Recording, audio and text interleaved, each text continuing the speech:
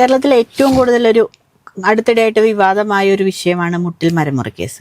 പക്ഷെ അതിലിപ്പോൾ അഗസ്റ്റിൻ ബ്രദേഴ്സിന് ജാമ്യമില്ലാ വാറണ്ട് പുറപ്പെടുവിച്ചിരിക്കുന്ന സാഹചര്യമാണ്. പക്ഷെ ഇതിൽ അറിയാതെ പോലും ബലിയാടാവുന്ന കുറച്ച് ആൾക്കാരാണ് റിപ്പോർട്ടർ TV-യിലെ ജീവനക്കാർ. ഒരു വാർത്താ സമ്മേളനത്തിൽ പോയാലാകട്ടെ, അല്ലെങ്കിൽ ഒരു വാർത്ത റിപ്പോർട്ട് ചെയ്യാൻ പോയാലാവട്ടെ, ഈ ട്രീ കട്ടർ ചാനൽ എന്നും പറഞ്ഞിട്ടുള്ള രീതിയിൽ അവരെ വല്ലാതെ പക്ഷെ അതിൻ്റെയൊക്കെ ഒരു ആവശ്യം ഉണ്ടെന്ന് സാറിന് തോന്നുന്നുണ്ട്? അതായത് അവിടുത്തെ ജീവനക്കാരെ ഇതിന്റെ പേരിൽ ക്രൂശിക്കേണ്ട ഒരു കാര്യം ഉണ്ടെന്ന് തോന്നുന്നു? ഒരു കാരണവശാലും പാടില്ല. കാരണം നമ്മളിപ്പോൾ നാട്ടിൽ ഓരോ ചാനലിനും ഓരോ ഉടമസ്ഥന്മാരുണ്ട്. ആ ഉടമസ്ഥന്മാർ ഇപ്പോൾ മലയാള മനോരമ, മാതൃഭൂമി, ഏഷ്യാനെറ്റ്, ജയ്ഹിന്ദ്, ചിലത് പാർട്ടികളാണ്, ചിലത് വ്യക്തികളാണ്, ചിലത് കമ്പനികളാണ്, ഒക്കെ ഉണ്ട്. വലിയ ആളുകളുണ്ട്, ചെറിയ ആളുകളുണ്ട്. അതിലെ മുതലാളിയുടെ രാഷ്ട്രീയം അതിലത്തെ ജീവനക്കാർക്ക് ബാധകമല്ല സത്യത്തിൽ. കാരണം ഇപ്പോൾ റിപ്പോർട്ട് ചെയ്യാൻ പോകുന്ന ആൾ, ഞാൻ റിപ്പോർട്ട് ചെയ്യാൻ പോകണമെങ്കിൽ അതിൻ്റെ ഒരുപക്ഷെ എൻ്റെ മൊത്തം വാർത്താ ഘടനയിൽ അത് വരാം, ഒരു മാധ്യമത്തിൻ്റെ വരാൻ പാടില്ല എന്നാണ് ഞാൻ വിചാരിക്കുന്നത്. ഇപ്പം ഞാനതിന് നല്ലൊരു ഉദാഹരണം ഏഷ്യാനെറ്റാണ്. ഏഷ്യാനെറ്റ് ഞാൻ കാണുന്ന ഏഷ്യാനെറ്റിൻ്റെ ഉടമസ്ഥൻ ഇവിടുത്തെ BJP-യുടെ സംസ്ഥാന പ്രസിഡന്റാണ്. പക്ഷേ ഏഷ്യാനെറ്റ് ചാനൽ കാണുന്ന ഒരാൾക്ക് ഒരു കാലത്തും അത് മനസ്സിലാവില്ല. കാരണം രാജീവ് ചന്ദ്രശേഖരനെ അടക്കം, മോഡി അടക്കം അതിനിശിതമായി വിമർശിക്കുന്ന ഒരുപാട് വാർത്തകൾ, തമാശ പരിപാടികൾ പോലും അതിൽ വരാറുണ്ട്. ട്രോളിങ് അടക്കം വരാറുണ്ട്, ഗം പോലെയുള്ള പരിപാടികളൊക്കെ വരാറുണ്ട്. അതുപോലെ ഇപ്പോൾ അവരുടെ ഒരുപാട് പരിപാടികൾ. അപ്പം അതുകൊണ്ട് അത് കണ്ടു കഴിഞ്ഞാൽ രാജീവ് ചന്ദ്രശേഖരൻ്റെ ചാനലാണെന്ന് ഒരാൾക്ക് മനസ്സിലാവില്ല. കാരണം അവർ പ്രൊഫഷണലാണ്. അത് യഥാർത്ഥത്തിൽ അവരുടെ നന്മ മാത്രമല്ല, അതാണ് പ്രൊഫഷണൽ എന്ന് പറയുന്നത്. ജനങ്ങൾക്ക് വേണ്ടതും അതാണ്. ഇപ്പം ഉടമസ്ഥൻ ആരോ ആവട്ടെ, ആ ചാനൽ അതിൻ്റെ വ്യക്തിത്വം കാത്തുസൂക്ഷിക്കുക. പക്ഷെ റിപ്പോർട്ടറിന് പറ്റിയ പ്രശ്നം അതല്ല. ഇപ്പോൾ മരമുറി ജീവനക്കാരെ ഞാൻ പറയുന്നില്ല, ജീവനക്കാർക്ക് അവിടെ ശമ്പളം കിട്ടുന്നത് അവർ ജോലിക്ക് പോകും. ഇപ്പോൾ ബിഗ് TV-യുടെ ഉടമസ്ഥൻ ആരാന്ന് നോക്കേണ്ട കാര്യം സുജാ പാർവതിക്കില്ല. സുജാ പാർവതിക്ക് ശമ്പളം കിട്ടിയ സുജാ പാർവതിയെ വേണം അവിടെ ജോലി ചെയ്യും. പിന്നെ രാഷ്ട്രീയം പറയുന്നത്, രാഷ്ട്രീയം ചിലപ്പോൾ രാഷ്ട്രീയം നേരിട്ട് പറയും, ചിലപ്പോൾ അതിനിടയിൽ കയറി പറയും. എല്ലാവർക്കും രാഷ്ട്രീയമുണ്ട്, ഞാൻ അതിനെ കുറ്റം പറയുന്നില്ല. പക്ഷേ ഇവിടെ പ്രശ്നം എന്താ? റിപ്പോർട്ടർ TV-ക്ക് പറ്റിയ ഒരു പ്രധാന പ്രശ്നം, ഒരു കുഴപ്പം മറിക്കാൻ വേണ്ടി ചാനൽ മേടിച്ച അവസ്ഥയായി. രാജീവ് ചന്ദ്രശേഖർ ഈ ചാനൽ മേടിച്ചത് അയക്ക് എന്തെങ്കിലും കാര്യത്തിലല്ല, ലാഭത്തിനാണ്. അത് ബിസിനസ്സാണ്. Business is business. അങ്ങനെയാണ് കാണുന്നതെന്ന് ഞാൻ മനസ്സിലാക്കുന്നത്. ഏഷ്യാനെറ്റിന് ഇപ്പോഴും വ്യൂവർഷിപ്പ് കൂടുതലുള്ളത് അതുകൊണ്ടാണ്. BJP ചാനലായിരുന്നു ഞാൻ തന്നെ പോയാൽ ജനൻ TV-യുടെ പിന്നിൽ പോയത്. റിപ്പോർട്ടറിന് പറ്റിയ പ്രശ്നം അതാ. റിപ്പോർട്ടറിൻ്റെ പ്രശ്നം ഇപ്പോൾ മുട്ടിൽ മരമുറിയിൽ യഥാർത്ഥത്തിൽ കേസുണ്ട്. അത് തന്നെ ഞാനത് നമ്മൾ ഒരുപാട് ചർച്ച ചെയ്താൽ ഞങ്ങളൊക്കെ. കാരണം ഒരു സാധ്യതയില്ലാതെ മരം മുറിച്ചു, കള്ള ഇതുണ്ടാക്കി, താൽക്കാലിക ഒരു ഉത്തരവുണ്ടാക്കി, ആ ഉത്തരവ് പിന്നെ പിൻവലിച്ചു. മരം വെട്ടി കഴിഞ്ഞിട്ട് ഉത്തരവ് പിൻവലിച്ചിട്ട് കാര്യമല്ലോ, മരം വെട്ടി. പക്ഷേ ഈ അഗസ്റ്റിൻ സഹോദരന്മാരുടെ പ്രശ്നം മാത്രമല്ല എനിക്കുള്ളത്. അവർ പിടിക്കട്ടെ, അവരാണിത് രേഖ മുഴുവൻ ഉണ്ടാക്കിയതും കള്ളരേഖ ഉണ്ടാക്കിയതൊക്കെ. കുറേ പാവങ്ങൾ അവിടെയുണ്ട്. ഈ റിപ്പോർട്ടർ TV-യിലെ ചാനലിൽ നിന്ന് ഇപ്പോൾ നേരത്തെ ഗ്രേഷ്മ പറഞ്ഞ അതേ ആളുകൾ വേറെ ആളവിടെയുണ്ട്. എന്താണെന്നറിയാം, അവിടുത്തെ ആദിവാസികളും കർഷകരും അവരുടെ ഭൂമിയിലെ മരം വെട്ടിക്കൊണ്ടേ അവരൊക്കെ കേസിൽ പ്രതികളാ. അവർക്ക് എന്താന്ന് തന്നെ മനസ്സിലായിട്ടില്ല കേസിലെങ്ങനെ ഒരു പ്രതി വന്നത്. കാരണം ഇവരെ ഉത്തരവ് കാണിച്ചു, അവരുടെ ആപ്ലിക്കേഷനൊക്കെ ഇയാൾ തന്നെ എഴുതി, ഇയാൾ തന്നെ ഉണ്ടാക്കി, ഇയാൾ തന്നെ കൊടുത്തു എന്നാണ് പറയുന്നത് ഈ സഹോദരന്മാർ. അപ്പോൾ അത് വേറെ പ്രശ്നം. അങ്ങനെ വരുമ്പോഴാണ് ഈ ചാനൽ വാങ്ങിക്കഴിയുമ്പോൾ ഈ ചാനൽ ഇതിൻ്റെ എങ്ങനെയാണ് മുമ്പോട്ട് പോവുക. അവിടെ ഒരു പ്രശ്നം, ഈ ജീവനക്കാർക്ക് ഒരു വലിയ പ്രശ്നമുണ്ട്. സത്യസന്ധമായി അവർക്ക് പറയാൻ പറ്റാത്തൊരവസ്ഥ വരും. യഥാർത്ഥത്തിൽ അവർക്കെതിരെ ജനങ്ങൾ കൊടുക്കുന്നത് മാത്രമല്ല, ഞാൻ ആലോചിക്കുന്ന അവിടെ ഇരിക്കുന്ന ജീവനക്കാരുടെ ഉള്ളിലുള്ള മനസ്സാണ്. കാരണം ശമ്പളം കിട്ടുന്നത് കളയാൻ പറ്റില്ല. നമ്മൾ പല സ്ഥാപനങ്ങളിലും വർക്ക് ചെയ്യുമ്പോൾ അങ്ങനെ സംഭവിക്കും. നമ്മൾ വർക്ക് ചെയ്യുന്ന സ്ഥാപനത്തിൻ്റെ രാഷ്ട്രീയം നമുക്കെതിരായിരിക്കും. ഇപ്പോൾ ഒരാൾ കൊക്കോകോള കമ്പനിയിൽ വർക്ക് ചെയ്യുകയാണെങ്കിൽ കൊക്കോകോളയ്ക്ക് 100% എതിരായിരിക്കും. പക്ഷെ അയാൾക്കത് വർക്ക് ചെയ്തേ പറ്റൂ. ശ്രീനിവാസൻ അറബിക്കഥയിൽ പറയുന്ന പോലെ, കൊക്കോകോള വിൽക്കണ കടയിലാണ് ഞാൻ നിൽക്കണമെങ്കിൽ ഞാനവിടെ കടയിൽ തൊഴിലാളിയാണ്, കൊക്കോകോള ഞാൻ വിൽക്കില്ല എന്ന് പറയാൻ പറ്റില്ലല്ലോ. ഒരു ദുബായി പോയി എനിക്ക് ഒരു കടയിൽ ജോലി കിട്ടിയാൽ ഞാൻ കൊക്കോകോള വിൽക്കില്ല, പെപ്സിയും കൊക്കോകോള വിൽക്കില്ല കേട്ടോ എന്ന് പറയാൻ പറ്റില്ല. കാരണം അതൊരു തൊഴിലാളിയാണ്. അവിടുത്തെ ആളുകളും തൊഴിലാളികളാണ്. അവരെ സംബന്ധിച്ചിടത്തോളം അവർക്ക് അവരുടെ മാനേജ്മെൻറ്റിൻ്റെ നിർദ്ദേശം പരിഗണിച്ചേ പറ്റൂ. അതിനവരെ വിമർശിച്ചിട്ട് കാര്യമില്ല എന്ന് ഞാൻ പറയുന്നത്. ഇപ്പോൾ ഈ കൊക്കോകോളയ്ക്കെതിരെ സമരം ചെയ്ത ഒരാൾ ദുബായിൽ പോയി, അതാണല്ലോ അറബിക്കഥയിൽ, കൊക്കോകോള വിൽക്കേണ്ടി വരുമ്പോൾ അയാൾ അയ്യോ നിങ്ങൾ കൊക്കോകോള വിറ്റില്ലേ എന്നല്ല ചോദിക്കേണ്ടത്, കമ്പ്യൂട്ടറിനെതിരായി. അപ്പോൾ ഞാൻ ആ ചോദ്യത്തിനൊന്നും അർത്ഥമില്ല.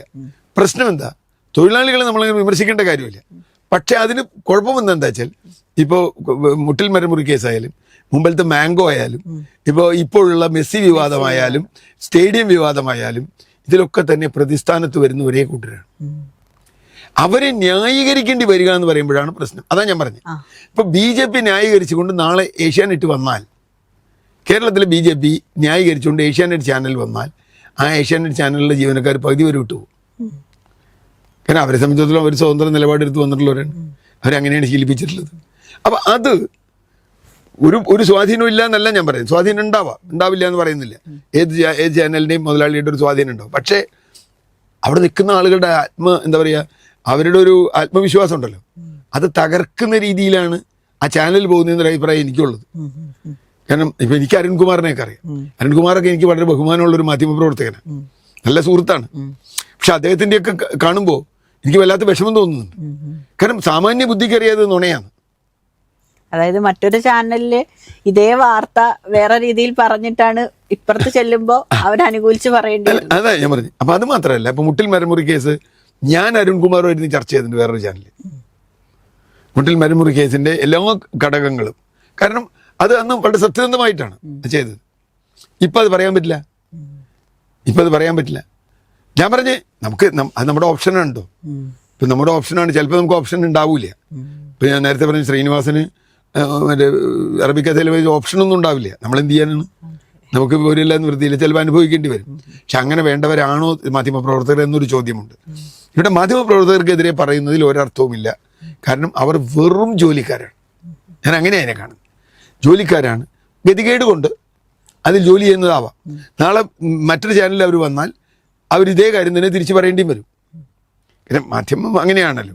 അപ്പം അതുകൊണ്ട് മുട്ടിൽ മരമുറി കേസായാലും മെസ്സി കേസായാലും ഇപ്പോൾ ന്യായീകരിച്ച് മെഴുകാൻ നിൽക്കുന്നത് അവരുടെ അരിക്കാശിന് കൊണ്ടാണ് എന്ന് ഞാൻ പറയും. അങ്ങനെയാണെങ്കിൽ മറ്റൊരു കാര്യം, അതായത് VD സതീശൻ സർക്കാർ വന്നതിന് ശേഷമാണ് റിപ്പോർട്ടർ ചാനലിനെ ഈ രീതിയിൽ ആക്രമിക്കുന്നത്. അല്ലെങ്കിൽ LDF സർക്കാർ ഉണ്ടായിരുന്ന സമയത്ത് ഈ കേസ് ഇത്രമാത്രം പ്രശ്നം ഉണ്ടായിരുന്നില്ല. അപ്പോൾ VD സതീശൻ സർക്കാർ അല്ലെങ്കിൽ UDF സർക്കാർ അധികാരത്തിൽ വന്നതിന് ശേഷം റിപ്പോർട്ടർ TVനെ ആക്രമിക്കുന്നൊരു പ്രവണതയാണോ, അല്ലെങ്കിൽ കേസിന്റെ വഴി തന്നെ പോകുന്നു?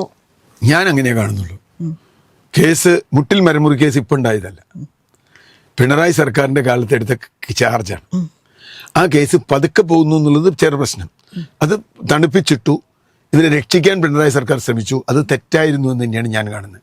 ഒരു കേസ് ഒരാൾക്കെതിരെ എടുത്താൽ, ഇപ്പം എനിക്കെതിരെ ഒരു FIR ഇട്ടാൽ, ആ FIR പരമാവധി വേഗത്തിൽ അത് ചാർജ് ഷീറ്റാക്കി കേസാക്കി ഒന്നുകിൽ എന്നെ വെറുതെ വിടണം, അല്ലെങ്കിൽ എന്നെ ശിക്ഷിക്കണം.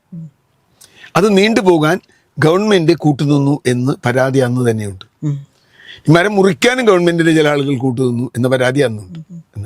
രണ്ടാമത് ഇപ്പോൾ ഒന്ന് മറ്റേ വിവാദം എന്താ? മെസ്സിയുടെ വിവാദത്തിൽ പ്രശ്നം എന്താ? മെസ്സിയുടെ വിവാദം LDF സർക്കാരിലെ ചില ആളുകൾക്ക് തന്നെ അതിൽ പങ്കുണ്ട്, മന്ത്രിക്ക് തന്നെ നേരിട്ട് പങ്കുണ്ടെന്ന് വരുന്നു.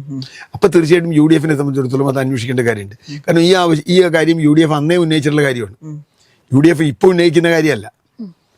അതിൽ പറയുന്നുണ്ട്, പോലീസ് നേരത്തെ നിർദ്ദേശം കൊടുത്തിരുന്നു സർക്കാരിന്, ഈ പറയുന്ന പോലെ ഈ മാനേജ്മെന്റിന്റെ ഈ കേസ് നിലനിൽക്കുന്നത് കൊണ്ട് അവരുടെ ഒരു ബാക്ക്ഗ്രൗണ്ട് പരിശോധിച്ചിട്ട് പോലീസ് നിർദ്ദേശം കൊടുത്തിരുന്നു സർക്കാരിന്. പക്ഷെ സർക്കാർ ആ നിർദ്ദേശം അവഗണിച്ചു എന്നൊരു വാർത്ത കണ്ടിരുന്നു. അതായത് ഈ മെസ്സിനെ കേരളത്തിൽ അർജന്റീന ടീമിനെ കേരളത്തിൽ കൊണ്ടുവരുന്ന കാര്യത്തില്. അപ്പം സർക്കാരിനെ ഉപദേശിക്കാൻ, എനിക്ക് അതിന്റെ നിയമവശം അറിയില്ല, അല്ലെങ്കിൽ അങ്ങനെ ഒരു ഈ ഹൈറാർക്കിന്റെ പ്രശ്നം ഇതിനെ കുറിച്ച് ചോദിക്കുന്നത്, അങ്ങനെ ഒരു ഇതുണ്ടോ? അതായത് പോലീസിന് സർക്കാരിനെ ഉപദേശിക്കാനുള്ള ഒരു ഈ റൈറ്റ് അങ്ങനെയൊക്കെ ഉണ്ടോ? തീർച്ചയായിട്ടും ഉണ്ട്. അതെങ്ങനെ? അങ്ങനെയല്ലാതെ ഇപ്പൊ സർക്കാർ ഒരു കാര്യത്തിൽ ഇടപെടുന്നു, ഒരു സ്ഥാപനവുമായി ഇടപെടുന്നു. സർക്കാർ കരാർ കൊടുക്കുന്നതിലും ചർച്ച ചെയ്യുന്നതിലും ആ സ്ഥാപനത്തിന്റെ ബാക്ക്ഗ്രൗണ്ട് അന്വേഷിക്കാൻ പോലീസിനെ ഉപയോഗിക്കാറുണ്ട്.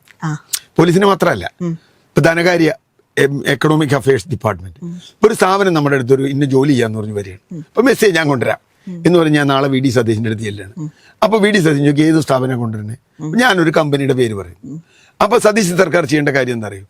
ഈ കമ്പനിക്ക് എന്ത് ക്രെഡൻഷ്യലുണ്ട്, ഇവരിതിന് മുമ്പ് എന്ത് ചെയ്തിട്ടുണ്ട്, അത് നോക്കുമല്ലോ. നമ്മൾ ഏത് കാര്യത്തിനായാലും നോക്കില്ല, മുൻ പരിചയമുണ്ടോ, ഇവർക്ക് ഇതിനുള്ള സാമ്പത്തിക ശേഷിയുണ്ടോ, ഇവർക്ക് ഈ ആളുകളെ കൊണ്ടുവരാനുള്ള അവിടെ ബന്ധപ്പെടാനുള്ള ശേഷിയുണ്ടോ, ഇത് മുഴുവൻ വിലയിരുത്തണം. അതാണ് പ്രശാന്തിന്റെ റിപ്പോർട്ടിലെ ഏറ്റവും പ്രധാനപ്പെട്ട കാര്യം. ഇവരുടെ സാമ്പത്തിക ശേഷി, ഇവരുടെ ഇതിനു മുമ്പുള്ള പരിചയം, ഇങ്ങനൊരു ഇവന്റ് നടത്തി പരിചയമുണ്ടോ, ഇത്തരം കാര്യങ്ങൾ പരിശോധിക്കാതെ സർക്കാർ വാക്കാൽ പോലും പറയാൻ പാടില്ല. വാക്കാൽ പോലും എന്നാ കൊണ്ടുവന്നോളൂ, നിങ്ങൾ മെസ്സിയെ കൊണ്ടുവന്നോളൂ, ഞങ്ങൾ സപ്പോർട്ട് ചെയ്തോളാം എന്ന് പറയാൻ പാടില്ല. മാത്രമല്ല ഒരു സ്ഥാപനത്തിനോട് ഇതിനു മുമ്പ് ഒരു എക്സ്പ്രഷൻ ഓഫ് ഇൻട്രസ്റ്റ് കൊടുക്കണം. സാധാരണ അങ്ങനെയാണ്. എനിക്കൊരു പ്രോജക്റ്റ് കേരളത്തിൽ ചെയ്യാൻ ഉദ്ദേശമുണ്ടെങ്കിൽ ഞാനൊരു എക്സ്പ്രഷൻ ഓഫ് ഇൻട്രസ്റ്റ് കൊടുക്കും. ഞാൻ അല്ലെങ്കിൽ സർക്കാരിനൊരു എന്നെ കൊണ്ട് ഒരു പ്രോജക്റ്റ് ചെയ്യാൻ താല്പര്യം ഉണ്ടെങ്കിൽ സർക്കാർ തരും, എനിക്കൊരു ലെറ്റർ തരും, നിങ്ങൾക്ക് ഇങ്ങനെ ഒരു പ്രോജക്റ്റ് ചെയ്യാൻ പറ്റും. അങ്ങനെയാണെങ്കിൽ ഞാൻ പറയും എനിക്ക് പ്രോജക്റ്റ് ചെയ്യാൻ പറ്റും, ഇന്ന കാര്യങ്ങൾ. അപ്പോൾ സർക്കാർ 100 ചോദ്യം ചോദിക്കും. ഇപ്പൊ നമ്മളൊരു ലോൺ എടുക്കാൻ ചെന്നാൽ തന്നെ ഇതെല്ലാം ചോദ്യം ചോദിക്കും. ഇത് പറ്റുമോ, അത് പറ്റുമോ, ഇങ്ങനെ പറ്റുമോ, മുമ്പ് പരിചയമുണ്ടോ ചോദിക്കും. അപ്പൊ നമ്മുടെ ഫൈനാൻഷ്യൽ ഇപ്പൊ ഇത്ര കൊല്ലത്തെ ബാങ്ക് അക്കൗണ്ട്, ഇത്ര കൊല്ലത്തെ ടാക്സ് അടച്ച അക്കൗണ്ട്, ഇത്ര കൊല്ലത്തെ എൻ്റെ മറ്റു വരുമാനം, എൻ്റെ ക്രിമിനൽ ആന്റിസിഡൻസ്, പോലീസ് ചിലപ്പോൾ അത് അന്വേഷിക്കും. ഞാനൊരു ക്രിമിനലാണ് ചെന്ന് പറയണമെങ്കിൽ ക്രിമിനൽ ആന്റിസിഡൻസ് ഇതെല്ലാം അന്വേഷിക്കണം. ഒരു കമ്പനിയുടെ അതിലെ ഡയറക്ടർ ബോർഡിലെ മെമ്പർമാർ, അതിലെ കമ്പനി ആക്ട് അനുസരിച്ച് രജിസ്റ്റർ ചെയ്തിട്ടുണ്ടെങ്കിൽ കമ്പനി രജിസ്ട്രാറിന്റെ സർട്ടിഫിക്കറ്റ്, കമ്പനി രജിസ്ട്രാർ പറയണം. ഞാനൊരു കമ്പനിയാണ് രജിസ്റ്റർ ചെയ്തിട്ടില്ലെങ്കിൽ കമ്പനി രജിസ്ട്രാറിന്റെ ഓരോ കമ്പനിക്കും റാങ്കിങ് ഉണ്ട്. നിങ്ങൾ ഇത് നന്നായി പെരുമാറുന്ന കമ്പനി, ഓഡിറ്റ് ചെയ്യപ്പെടുന്ന കമ്പനി, ഓഡിറ്റ് ചെയ്യപ്പെടാത്ത കമ്പനി, അതുപോലെ കമ്പനി ആക്ട് അനുസരിച്ച് 2013 കമ്പനി ആക്ട് അനുസരിച്ച് വന്നിട്ടുള്ള നിയമങ്ങൾ നിങ്ങൾ നടപ്പാക്കിയിട്ടുണ്ടോ എന്ന് നോക്കും. ഇല്ലെങ്കിൽ നിങ്ങൾക്ക് നോട്ടീസ് ഒന്നുണ്ടാവും. അപ്പോൾ കമ്പനി രജിസ്ട്രാർ പറയും ഇയാൾ കള്ള കമ്പനിയാണ്, ഷെൽ കമ്പനിയാണ് എന്ന് അങ്ങനെയൊക്കെ ഉണ്ട്. എന്ന് പറഞ്ഞാൽ ഇതുപോലെ വലിയൊരു ഇവന്റിന്, ഒരു സ്ഥാപനത്തിന് നിങ്ങൾ ഗോ ഹെഡ് എന്ന് പറഞ്ഞ് കൊടുക്കണമെങ്കിൽ വേണം. പ്രധാന പ്രശ്നം അങ്ങനെ കൊടുത്തൊരു രേഖയും അവിടെ ഇല്ല. 2, ഇപ്പോൾ ഇവർ അർജന്റീനയായിട്ട് കരാർ വെച്ചു എന്ന് പറയുന്നു. ഒന്നാമത് ഒരു ഇന്ത്യൻ കമ്പനിക്ക്, ഒരു സ്വകാര്യ കമ്പനിക്ക് ഒരു അർജന്റീനിയൻ ഫുട്ബോൾ അസോസിയേഷനുമായിട്ട് കരാർ ഒപ്പിടണമെങ്കിൽ ആദ്യം സ്റ്റേറ്റിൻ്റെ അനുമതി വേണം. ഞാൻ മനസ്സിലാക്കുന്നത് ഈ കരാറിൻ്റെ കോപ്പി പോലും സർക്കാർ ഫയലിലില്ല. അവിടെ തന്നെ തുടങ്ങിയല്ലോ നടപടിക്രമത്തിലെ പ്രശ്നം. ഈ നടപടിക്രമത്തിൽ എന്തെങ്കിലും ഒരു തെറ്റല്ല, ഇടതുവശത്ത് ഒപ്പിടുന്നതിന് വലതുവശത്ത് ഒപ്പിട്ട പ്രശ്നമല്ല. സർക്കാർ റെസ്പോൺസിബിലിറ്റി ഏറ്റെടുക്കുകയാണ്. എന്താ ഇവരെന്ത് ചെയ്തു, സർക്കാർ സമ്മതിച്ചിട്ടുണ്ട്, അതുകൊണ്ട് ഞങ്ങൾക്ക് ഇന്ന കാര്യങ്ങൾ വേണമെന്നുകൊണ്ട് കേന്ദ്ര ഗവൺമെന്റ് എഴുതുന്നു. ഈ കേന്ദ്ര ഗവൺമെന്റ് അവിടെ ഇരിക്കുന്ന മണ്ടന്മാരെന്താണെന്ന് എനിക്കറിയില്ല. സർക്കാർ അങ്ങനെ പറഞ്ഞിട്ടുണ്ടെങ്കിൽ ഇവിടുന്ന് സർക്കാരിൽ എഴുതണ്ടേ? ഏതെങ്കിലും ഒരു റിപ്പോർട്ടർ ചാനലുകാരൻ എഴുതിയാൽ കേന്ദ്ര ഗവൺമെന്റ് കൊടുക്കേണ്ട കാര്യമില്ല. ഒരു പക്ഷേ സ്റ്റേറ്റ് ഗവൺമെന്റ് എന്തെങ്കിലും ലെറ്റർ പോയിട്ടുണ്ടോ എന്ന് എനിക്കറിയില്ല. അങ്ങനെ ഉണ്ടെങ്കിൽ സ്റ്റേറ്റ് ഗവൺമെന്റ് സെൻട്രൽ ഗവൺമെന്റ് എഴുതിയിട്ട് ഇങ്ങനെ മെസ്സിയെ കൊണ്ടുവരാൻ ഇവർ പരമയോഗ്യരാണ്, ഇവരെ കൊണ്ടുവന്നോട്ടെ എന്ന് ഞങ്ങൾ ഇതിനെ പിന്തുണയ്ക്കാം എന്ന് പറഞ്ഞിട്ടുണ്ടോ എന്ന് നമുക്കറിയില്ല. മറ്റൊരു പ്രധാന പ്രശ്നം സ്റ്റേഡിയവുമായി ബന്ധപ്പെട്ടാണ്. ഇപ്പൊ സ്റ്റേഡിയം നവീകരണം ഞാൻ ശവീകരണം നടത്തിക്കോളാം. ഒരാൾ വന്നിട്ട് നാളെ കൊച്ചിൻ എയർപോർട്ട് ഞാൻ നന്നാക്കിക്കോളാം, എനിക്ക് ഇങ്ങോട്ട് നന്നായി തോന്നി കൊച്ചിൻ എയർപോർട്ട് എനിക്ക് വിട്ടുതരും. അല്ലെങ്കിൽ Ernakulam bus stand, Cochin airport വേണ്ട, ഞാൻ നാളെ CP ജോൺ മന്ത്രിയോട് പറയുന്നത് എറണാകുളം ബസ് സ്റ്റാൻഡ് എനിക്ക് വിട്ടെന്തെങ്കിൽ ഞാൻ നന്നാക്കി തന്നേക്കാം, എനിക്ക് അവിടെ ഒരു ഇവന്റ് നടത്തുകയും ചെയ്യാം എന്ന് പറഞ്ഞാൽ എനിക്ക് വിട്ടുതരും. അപ്പോൾ എന്തൊക്കെ കടമയുണ്ടാവും? സ്റ്റേറ്റിൻ്റെ അസറ്റാണ്, GCDയുടെ അസറ്റാണ്.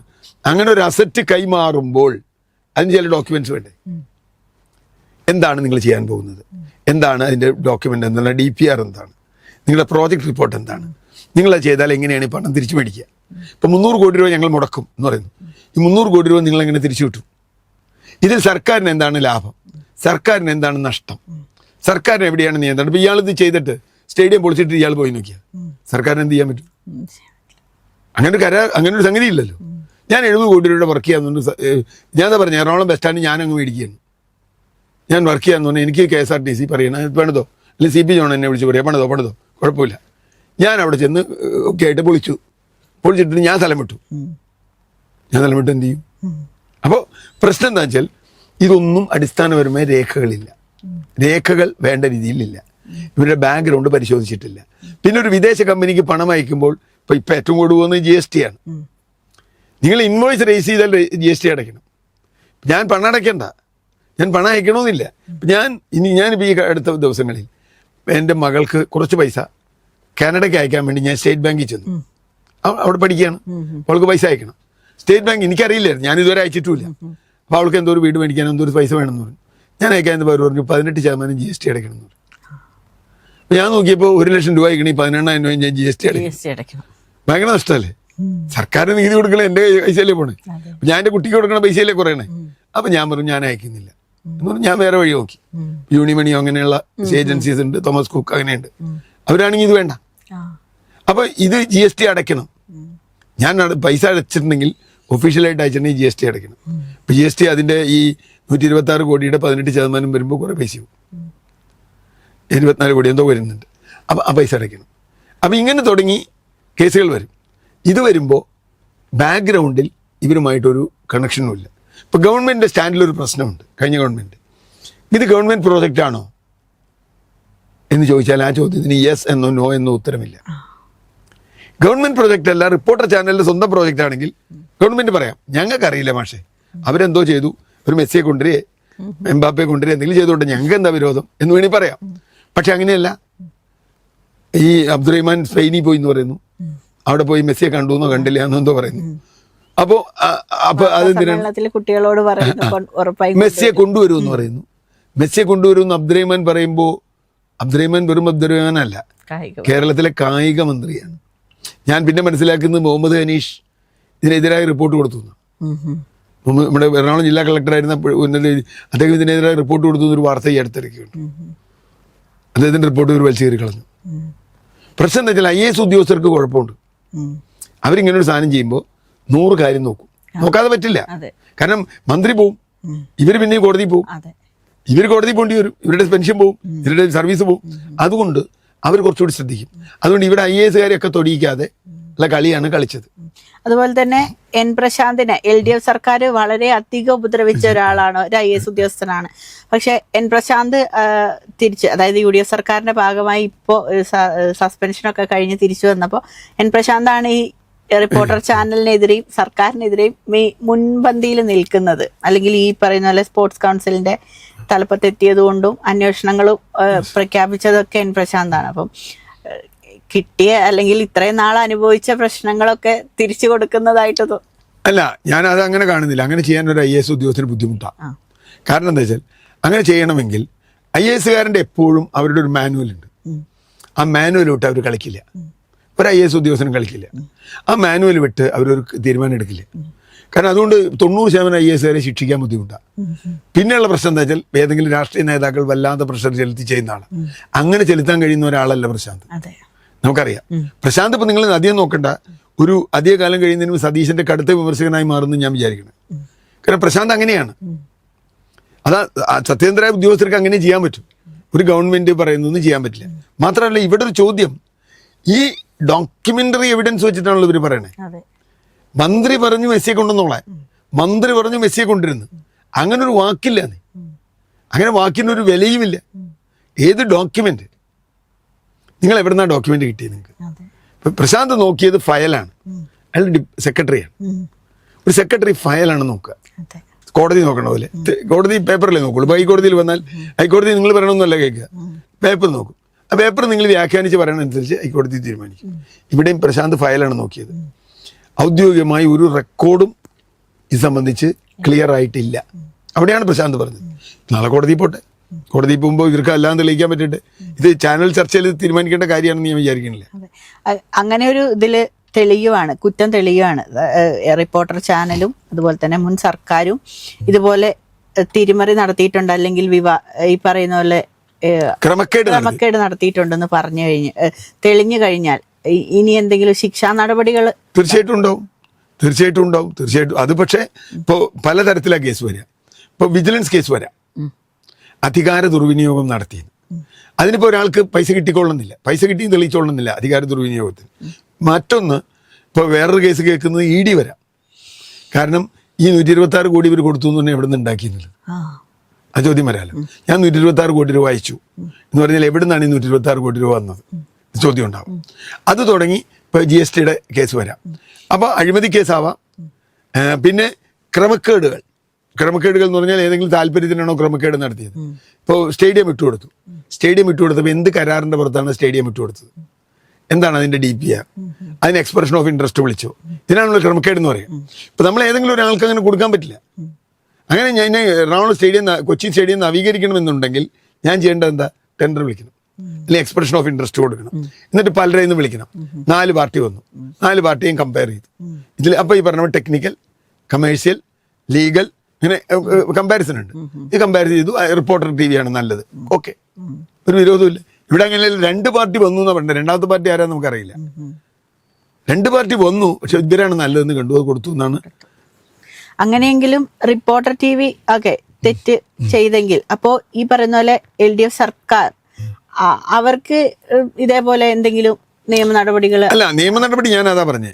അതിൽ ആരൊക്കെ ഈ പറഞ്ഞ ക്രമക്കേട് ഉണ്ടായിട്ടുണ്ടെങ്കിൽ ആ ക്രമക്കേട് ആര് പറഞ്ഞിട്ടാണ് ചെയ്തത്? ആ. ഇപ്പം ഞാൻ പറയാം, മന്ത്രി വാക്കാൽ പറഞ്ഞു അതുകൊണ്ട് സെക്രട്ടറി ചെയ്തു എന്ന് പറഞ്ഞ് നിൽക്കൂല. മന്ത്രി വാക്കാൽ പറഞ്ഞു സമ്മതിക്കില്ല. വാക്കല്ലേ മാറ്റി മാറ്റേ. നേരെ മറിച്ച് മന്ത്രി എഴുതി കൊടുത്തിട്ടുണ്ട്, ഈ സ്റ്റേഡിയം വിട്ടുകൊടുത്തേക്കൂ എന്ന് GCDA പറഞ്ഞിട്ടുണ്ട്. മന്ത്രിയുടെ ലെറ്റർ ഉണ്ടെന്നൊക്കെ GCDAക്ക്. GCDA രക്ഷപ്പെടും. GCDA രക്ഷപ്പെടും, മന്ത്രി വിടും. അത്രേ ഉള്ളൂ. GCDAയോട് വിളിച്ചിട്ട് നിങ്ങൾ സ്റ്റേഡിയം വിട്ടുകൊടുത്തേക്കൂ എന്ന് മന്ത്രി പറഞ്ഞിട്ടുണ്ട്, സ്റ്റേഡിയത്തിൽ പണി ഞാൻ ഒരാളെ വിടും, ആൻഡോഗസ്റ്റിനെ വിടും, അയാൾ ചെയ്തോളൂ എന്ന് മന്ത്രി പറഞ്ഞിട്ടുണ്ടെങ്കിലും GCDA വിട്ടുകൊടുക്കാൻ പാടില്ല. ഒരു എഗ്രിമെന്റ് വേണ്ടേ? ഒരു എഗ്രിമെന്റ് ഉണ്ടാവുമ്പോൾ അതിന്റെ ബാക്കി ഡോക്യുമെന്റ്സ് വേണ്ടേ? അതാ ഞാൻ പറഞ്ഞു, നമ്മൾ രണ്ടാളും തമ്മിൽ ഒരു സ്ഥലം ഡീല് നടത്തുന്ന പോലെ അല്ല അത്. ഞാൻ പറയണേ എനിക്ക് കാക്കനാട് ഇത്ര സ്ഥലമുണ്ട്, ഞാൻ ഗ്രീഷ്മയ്ക്ക് തരാം എന്ന് ഗ്രീഷ്മ പറഞ്ഞാൽ ഗ്രീഷ്മ കേൾക്കും, ശരി ഇനി ഇത്ര രൂപയ്ക്ക് നമുക്ക് എഗ്രിമെന്റ് ആക്കാം എന്ന് പറയും. കുറെ കഴിയുമ്പോൾ നമ്മളൊരു എഗ്രിമെന്റ് എഴുതും, എഗ്രിമെന്റ് സ്ഥലം തരും, വിൽക്കും വാങ്ങുകയൊക്കെ ചെയ്യും. പക്ഷെ അതുപോലെ അല്ല ഇത്.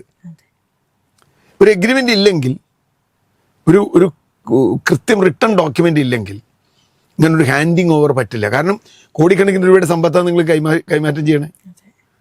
കൊച്ചിയുടെ ഏറ്റവും പ്രധാനപ്പെട്ട ഒരു സമ്പത്താണ് നിങ്ങൾ കൈമാറ്റം ചെയ്യണേ. അതാ ഞാൻ പറഞ്ഞ ബസ് സ്റ്റാൻഡ് എനിക്ക് തരാൻ പറ്റുമെന്ന് ചോദിച്ചു. Ernakulam bus stand CP John എൻ്റെ സുഹൃത്താണ്, CR അത് പോയി നന്നാക്കിക്കോളൂ, നീലകണ്ഠനെ നന്നാക്കി എന്താ ചെയ്തോളൂ എന്ന് പറഞ്ഞാൽ എനിക്ക് ചെയ്യാൻ പറ്റുമോ? എനിക്കതിന് ചെയ്യാൻ പറ്റില്ല. കാരണം എനിക്ക് അതിനുള്ള യോഗ്യതയുണ്ടോ, എൻ്റെ കയ്യിൽ കാശുണ്ടോ, എൻ്റെ പ്രോജക്റ്റ് എന്താണ്, എത്ര കോടി രൂപയ്ക്കാണ്. ഞാൻ എന്നോട് പറയണത് നമ്മുടെ ടോളൊക്കെ പിരിച്ചോ, ഒരു ബസ്സിൽ നിന്ന് എത്ര രൂപ വെച്ച് ടോള് പിരിച്ചു എന്ന് പറയാൻ ചിലപ്പോൾ ബസ്സിൽ നിന്ന് കളക്ഷൻ എടുത്തോ എന്ന് പറഞ്ഞാൽ അങ്ങനെ. അപ്പം എന്താ അടിസ്ഥാനം? പ്രോജക്റ്റ് എന്താണ്, DPR എന്താണ്, ആ ഡോക്യുമെന്റ് വേണ്ടേ? സർക്കാർ ചെയ്യുമ്പോൾ ഡോക്യുമെന്റ് ഇല്ലാതെ സർക്കാരിന് ചെയ്യാൻ പറ്റില്ല. അതായിരിക്കും പ്രശാന്ത് പിടിക്കാൻ പോകുന്നത്.